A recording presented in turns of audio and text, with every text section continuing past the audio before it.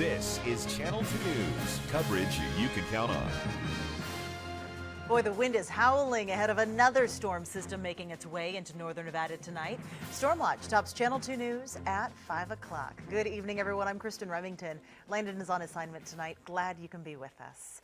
All right, we begin with Stormwatch team coverage for you this evening. Paul Nelson is live in East Reno, where crews are preparing for the possibility of localized flooding tomorrow. But let's begin with Chief Meteorologist Mike Alger in the Weather Center. Mike, the issue right now is all that wind. Yeah, it's going to vary from wind here for the next little bit of time. And while we've had gusty winds in the valley, I don't think we've seen the strongest ones we're going to see yet. In all likelihood, that's going to happen very early tomorrow and throughout the day. Then we do have possibility of heavy rain. Now, again, the mountains are going to catch an awful lot of that, but there probably will be enough spillover.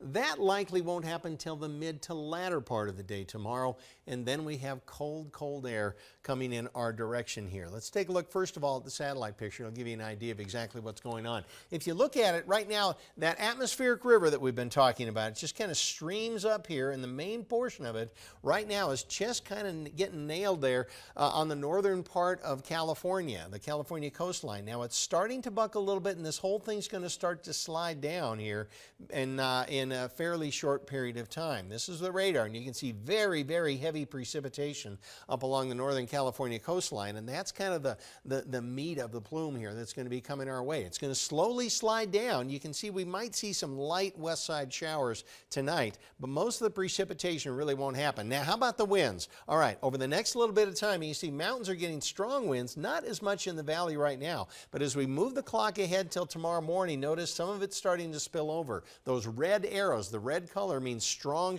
winds, and as we go through the day, still very strong winds all the way until 9 o'clock tomorrow.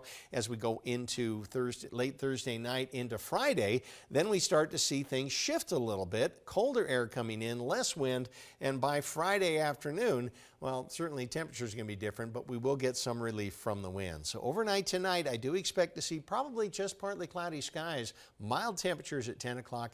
Very slight chance of light rain in the early morning hours, 7:12 is when the sun comes up. By 9 o'clock, a little better chance, and you will have some wind with that as well. And in terms of the travel issues across the region here, I think Donner by tomorrow may have some significant travel problems. Tahoe, less so because snow levels are going to be above 7,000 feet. And Reno and Elko, apart from dealing with some wind and maybe some rain, not near as much issue as they're going to have in those other places. So obviously, as we go on into Friday, those snow levels may drop. We may see some in the valley floor by that time, but it's going to be the mountains high up that have most of the issues, and they do have a winter storm warning up there above 7,000 feet for tomorrow. We'll tell you more about that and give you a complete forecast update coming up here in just a bit. All right, Mike, thanks so much. Well, you know, flooding is a concern for local agencies, including Washoe County, and that's why it's preparing for the storm ahead of time. Paul Nelson joins us live at the Washoe County Operations Yard. Paul, what's the county doing to get ready for this storm? Well, for one thing, Kristen, this is one of 11 places around Washoe County where you can come and pick up your sandbags. And the county's actually increased the amount of these locations in anticipation of this storm. And residents are catching on. More and more of them have been showing up since yesterday to pick up their sandbags.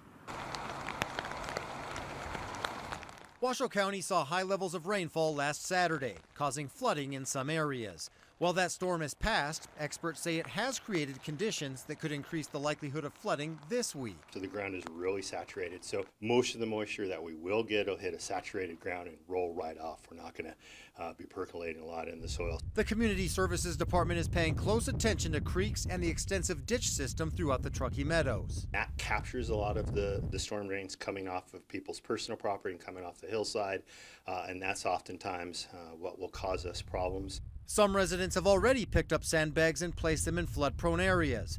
Crews have a good idea of where flooding could happen because of past rain events. They work all summer long to keep ditches and drains clear of debris, and they'll be on hand for the next few days. We really try to protect personal structures. We obviously try to protect personal safety, And we really rely a lot on the citizens to make good judgments and be our eyes and ears out there. Some areas of Washoe Valley are also vulnerable, especially around the Little Valley Burn area, where mudslides are the concern. And we have some, unstable slopes up there because there is no vegetation. It's very saturated. Creeks are expected to rise, and since many of them feed into the Truckee River, we could see increased flows there, too. The levels in the Truckee River are still high from this post-event, so it's still running pretty strong. So any water added to that is going to raise that.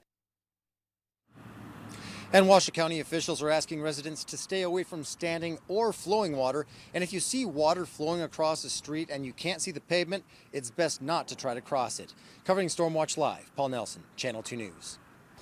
All right, some sound advice, Paul. Thank you. And whenever wintry weather comes to Northern Nevada, turn to Channel 2 News on the air, online, and on Facebook and Twitter for Stormwatch continuing coverage.